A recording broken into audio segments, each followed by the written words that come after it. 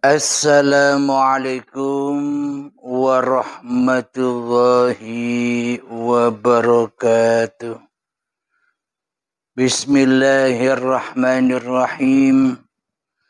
Ashhadu an la ilaha illallah wa ashhadu anna Muhammadar Rasulullah.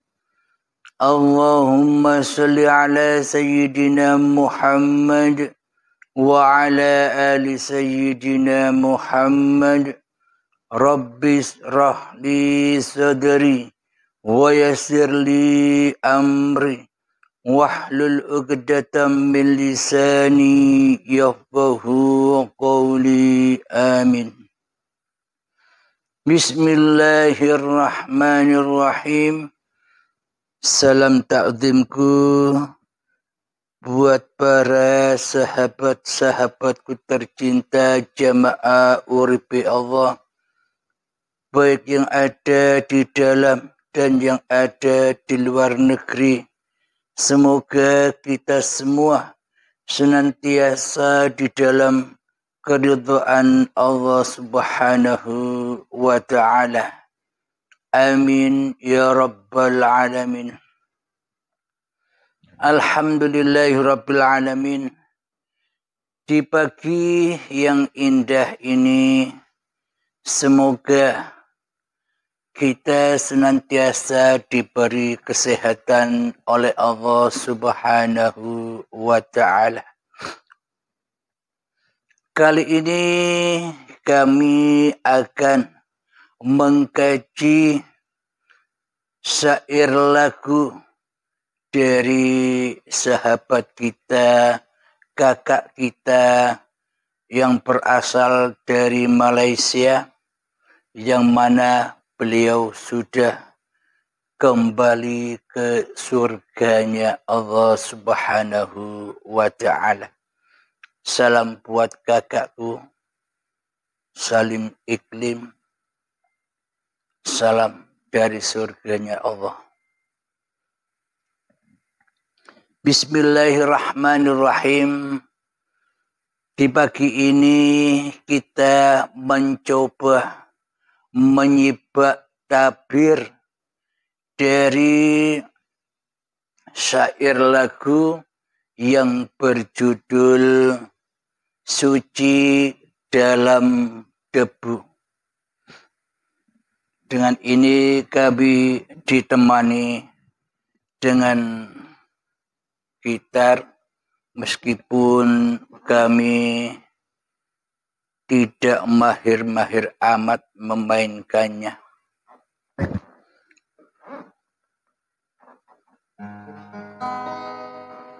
Jadi setiap kata per kata coba kita simak tabirnya.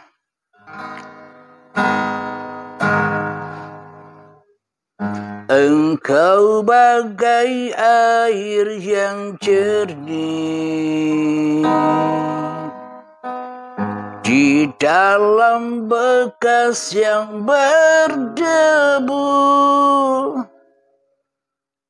Engkau bagai air yang jernih di dalam bekas yang berdebu.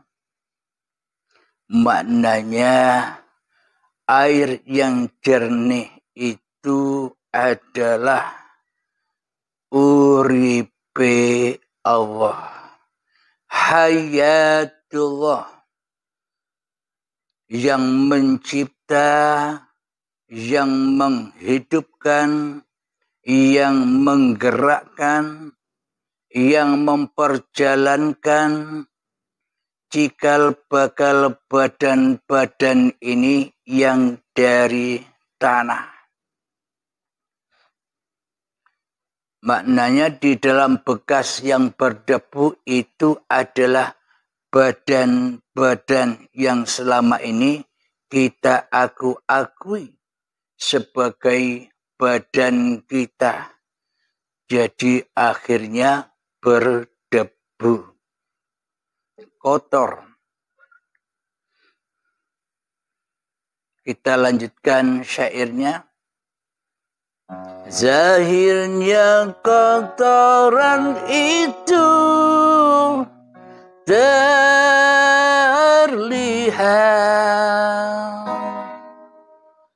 kesucian terlindung jua.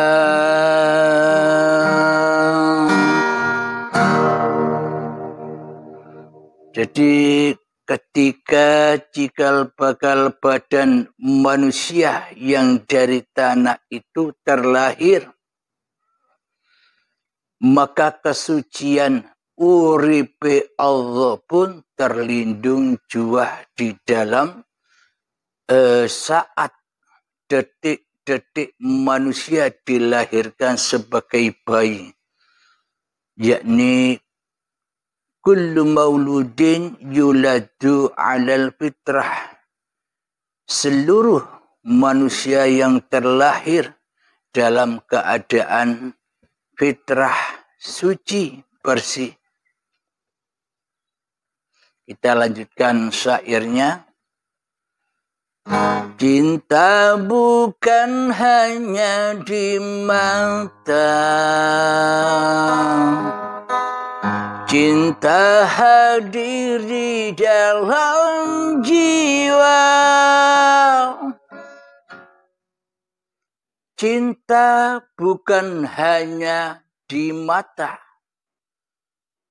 namun cinta hadir di dalam jiwa. Selama ini kita cinta terhadap sesuatu.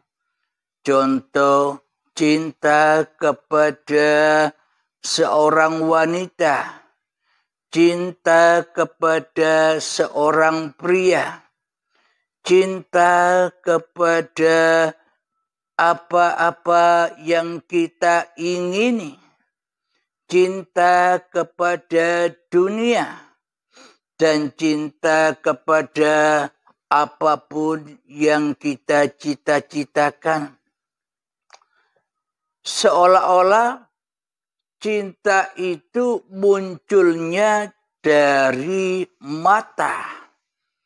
Jadi seolah-olah matalah yang memunculkan cinta. Pandangan matalah yang memunculkan cinta dan keinginan-keinginan. Seolah-olah matalah landasan daripada cinta-cinta yang kita realisasikan selama ini terhadap dunia. Namun cinta hadir di dalam jiwa. Sesungguhnya tanpa jiwa, sesungguhnya tanpa uripe Allah, apakah mata bisa melihat? Sesungguhnya tanpa uripe Allah, apakah mata bisa cinta-cinta dengan apa yang dipandang-pandangnya? Maka pada hakikatnya adalah cinta itu bukan ada di mata, tapi cinta itu hadir di dalam jiwa. Jadi yang menumbuhkan cinta-cinta itu sebenarnya bukan mata, akan tetapi yang memunculkan cinta-cinta itu adalah jiwa, yakni uripe Allah. Kita lanjutkan syairnya.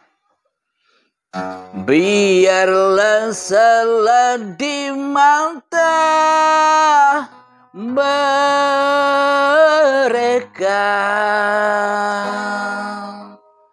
biar perbedaan terlihat antara kita.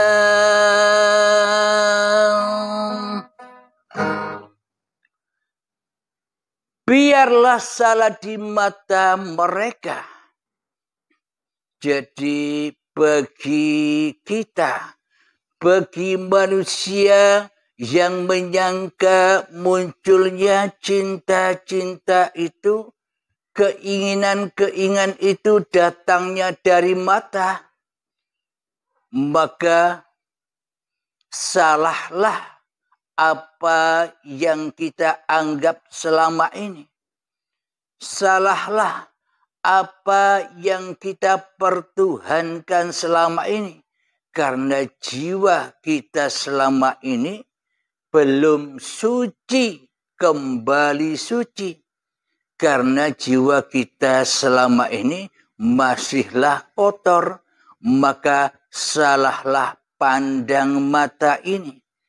Dikira pandangan mata ini baik, namun bila debu yang berkuasa atas mata, bila hawa nafsu yang berkuasa atas mata, maka salahlah pandangannya. Biar perbedaan terlihat antara kita, agar kesucian Allah berada di dalam kegoiban makhluknya selama ini. Perbedaan terlihat antara kita, maknanya makhluknya masih mentuhankan hawa nafsunya. Jiwanya belum sinkron, jiwanya masih terpisah antara manusianya dan Tuhannya. Maka dari itu, itulah perbedaan antara Sang Khalik dan makhluknya. Maknanya yang membedakan siapa? Karena yang membedakan adalah makhluknya jua. Yang mana seolah-olah Allah itu goib, tiada bagi makhluknya selama ini. Seolah-olah Allah tak kita butuhkan selama ini. Seolah-olah Allah tidak ada perannya dan tidak ada kekuasaannya sedikit pun terhadap kita selama ini. Inilah perbedaan-perbedaan antara Habibullah, hamba yang sudah kembali kepada Allah, seperti saudara kita Salim Iklim, dengan kita yang masih berada dan bermain-main di dunia ini. Maknanya berkuasa atas kehidupan dan badannya selama ini. Kenapa saudara kita, kakak kita Salim Iklim sudah berada di dalam surganya Allah? Karena ia sudah tak berkuasa lagi untuk mengaku-ngakui bahwa hidup ini hidupku dan badan ini badanku. Hilangnya, hancurnya pengakuan-pengakuan itulah maknanya beliau sudah roji'un kepada Tuhannya. Kembali di dalam kesucian. Alhamdulillahirrabbilalamin.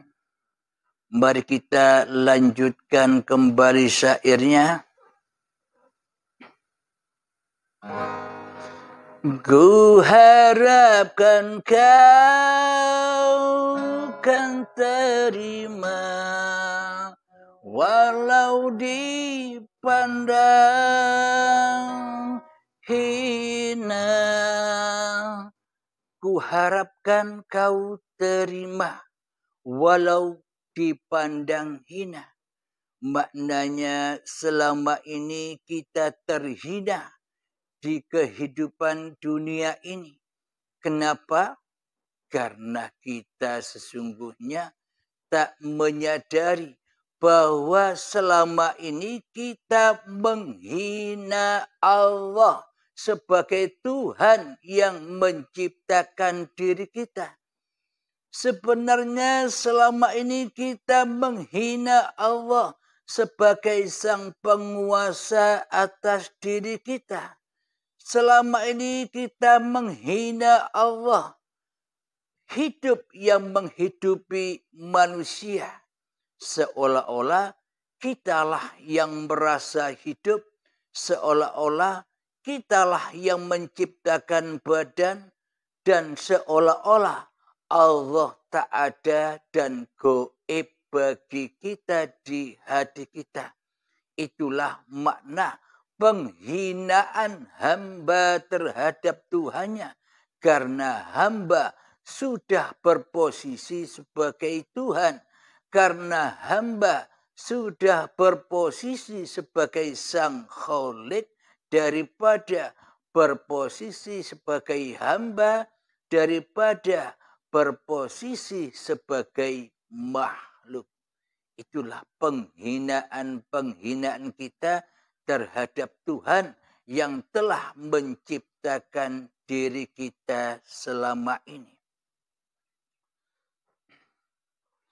Namun hakikat cinta kita, kita yang rasa.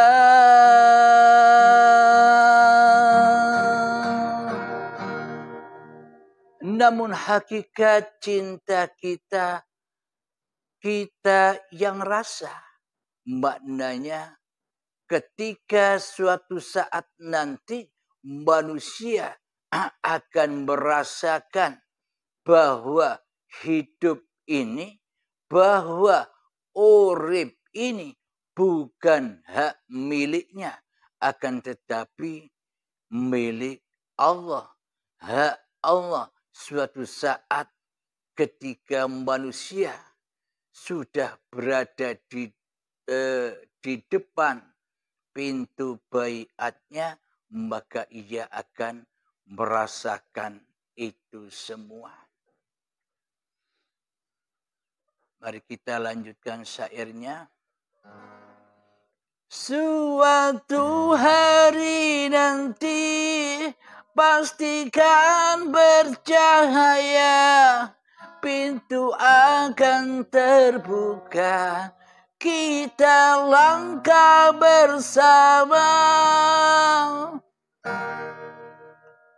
Nah, suatu hari nanti pastikan bercahaya. Suatu hari nanti ketika datang detik-detik kesadaran kita. Suatu hari nanti ketika datang hidayah dari Allah Subhanahu wa ta'ala, maka hati, maka jiwa kita akan bercahaya. Maknanya yang tadinya cahayanya cahaya yang kecil, maknanya urip, hidup masih teraku-akui sebagai urip atau hidup manusianya, maka suatu saat nanti jiwa ini akan bercahaya, kembalinya urip kepada uripe Allah. Suatu nanti ketika Anda sudah beranjak pergi ke pintu roji'un atau baiat. Pintu akan terbuka, kita langkah bersama. Jadi ketika setelah berbaiat, ketika manusianya sudah roji'un kepada Tuhannya, maka pindahlah, maka hijrahlah dari linapsi manusianya kepada lillahi ta'ala. Jadi ketika pintu itu sudah terbuka, maka hakikat dari baiat itu adalah kiamatnya. Hancur leburlah kemanusiaannya. Hancur lebur hidup dan badan yang diakui sebagai badan dan hidup manusianya. Maka ketika setelah berbaiat, ketika manusianya sudah mati sebelum mati, maka langkahnya akan bersama dengan uripe Allah. Maknanya sudah berlaku imannya, yakni ketetapannya di dalam qada dan qadarnya. Hamba sudah menjadi Rasulullah. Hamba sudah menjadi utusan Allah. Hamba sudah menjadi khalifatullah. Hamba sudah menjadi putra Romo.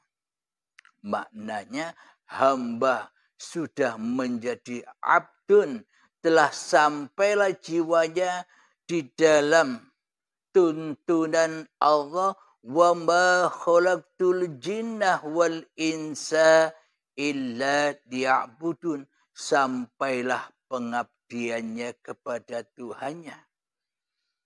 Maka langkahnya pasti bersama Tuhannya, bukan jalan sendiri-sendiri. Selama ini kan kita jalan sendiri tanpa Tuhan. Selama ini kan kita jalan sendiri tanpa kuasa Allah. Karena selama ini kita merasa jadi Tuhan daripada kita merasa dituhani oleh uripe Allah. Kita merasa bahwa hidup ini adalah hidup kita sendiri dan kita tidak merasa bahwa hidup ini Allah, maka tak akan pernah sinkron, maka tak akan pernah jalan bersama di dalam kehidupan ini.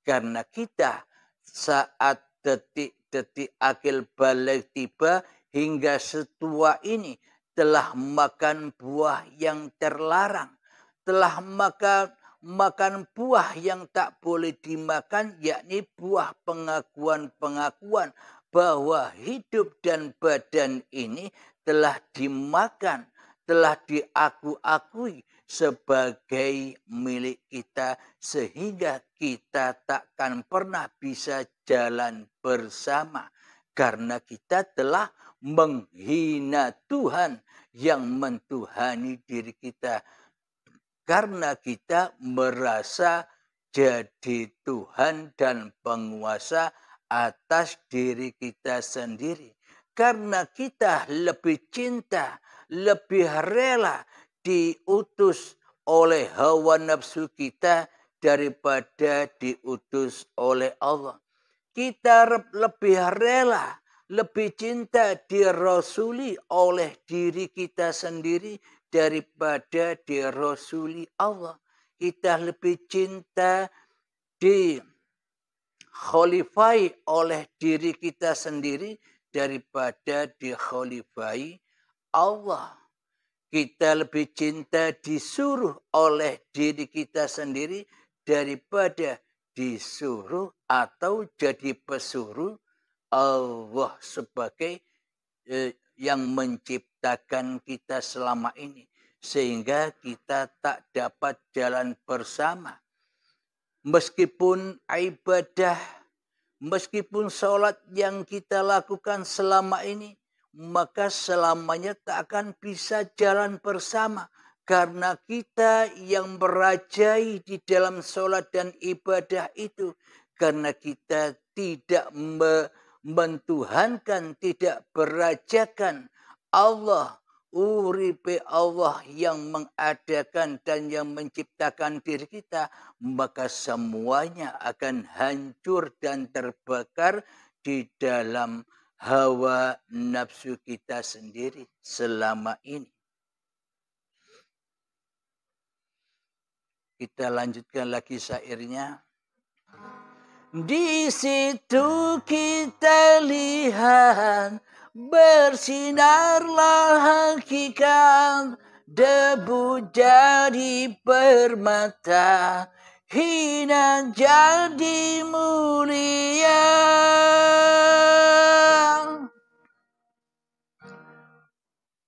Maka ketika langkah bersama, ketika manusianya sudah menemui pintu baiatnya, ketika manusianya sudah menemui kesadarannya di dalam bertuhan, ketika manusianya sudah rela, ridho, mati di dalam menyaksikan Tuhannya di hatinya, maka disitulah kita lihat bersinarlah hakikat. Itulah hakikat uripe Allah yang tengah memberi petunjuk kepada hamba-hamba yang dipilihnya. Maka bersinarlah hakikatnya. Debu jadi permata, hina jadi mulia. Maka yang tadinya manusia menjadi raja, maka manusianya sudah kembalikan kerajaannya, kehidupannya, badannya sudah dikembalikannya dengan rela dan ridho. Amanah-amanah Tuhannya yang selama ini diembannya dikembalikan kepada hakikat Tuhannya, maka yang asalnya debu maka akan jadi permata. Hatinya sudah menemukan permatanya yang hilang sejak hilangnya detik-detik akil balai tiba dahulu. Yang awalnya hina maka jadi mulia ketika manusia sudah bertuhankan Allah. Maka itulah jalan kembali manusia kepada Tuhannya. Akhirnya al-insanu sirri wa ana sirruhu akan teraplikasi di dalamnya. Mari kita lanjutkan kembali. Bukan hayalan yang aku berikan, tapi keyakinan yang nyata. Maka dari itu bukan hayalan lagi beriman kepada Allahnya. Bukan hayalan lagi beriman kepada para malaikat-malaikatnya. Bukan hayalan lagi beriman kepada kitab-kitabnya. Bukan hayalan lagi beriman kepada utusan-utusannya. Bukan hayalan lagi beriman kepada hari akhir atau hari kiamat. Dan bukan hayalan lagi beriman kepada qada dan qadarnya Allah. Maka sudah nyata ketika manusianya rela, ridho, mati sebelum mati. Bila manusia belum rela dan ridho, bila manusia belum rela dan ridho mengembalikan hak-hak kekuasaan Tuhannya, maka semua imannya, apapun yang dilakukan hanyalah hayalan belaka. Hanyalah bayang-bayang semu saja. Hanyalah fata morgana saja. Maka bila kita ingin menyatakan cinta kita kepada Allah, ingin menyatakan iman kita kepada Allah dengan senyata-nyatanya, maka relakan, ridhokan di dalam hati kita bahwa hidup ini bukan hidup manusia kita. Badan ini bukan badan manusia kita. Karena hidup dan badan telah kita akui sebagai milik kita. Kita selama ini telah tinggal di dalam siksa kubur, azab kubur, dan neraka jahanam. Kita tak tahu apa-apa karena kita tidak mau tahu kepada Allah yang telah menciptakan diri kita selama ini. Sehingga kita diazab, disiksa dengan kebutuhan-kebutuhan dunia. Hati kita dipenuhi dan dibakar dengan urusan-urusan dunia. Mari kita lanjutkan kembali. Karena cinta lautan berapi, pasti akan ku renang jua. Karena cinta lautan berapi, pasti akan ku renang jua.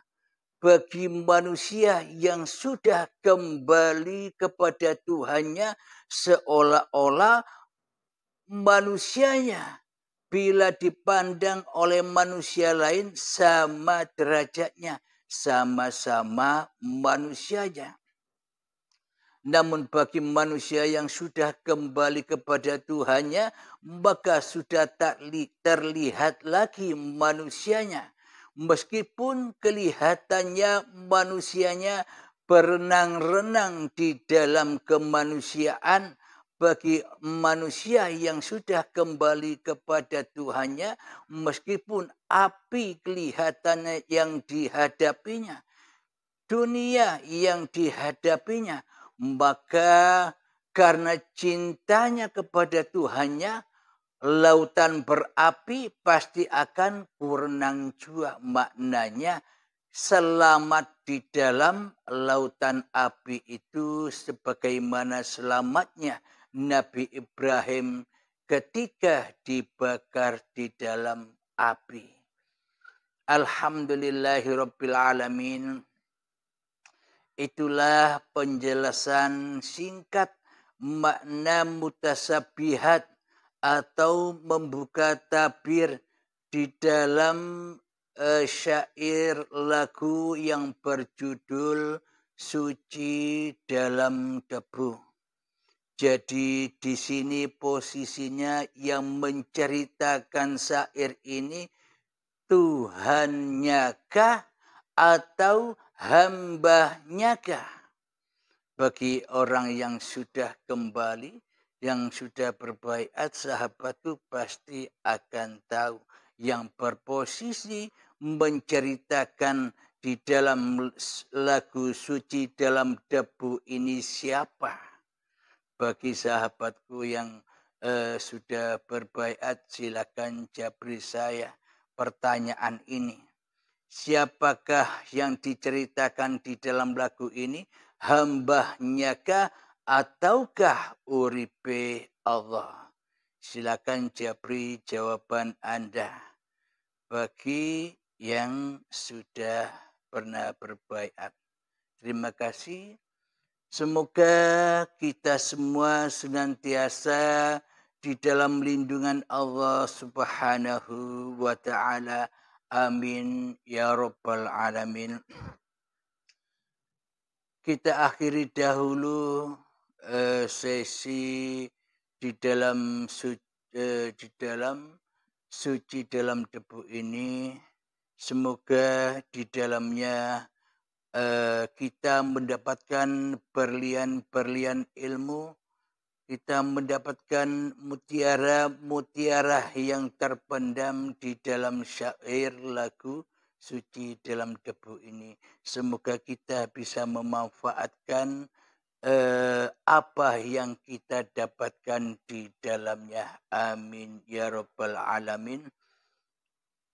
Akhiru kalam. Assalamualaikum warahmatullahi wabarakatuh.